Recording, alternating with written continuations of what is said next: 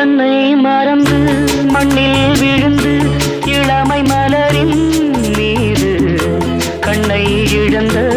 வந்து தேக சுகத்தில் கவனம் காட்டு வழியே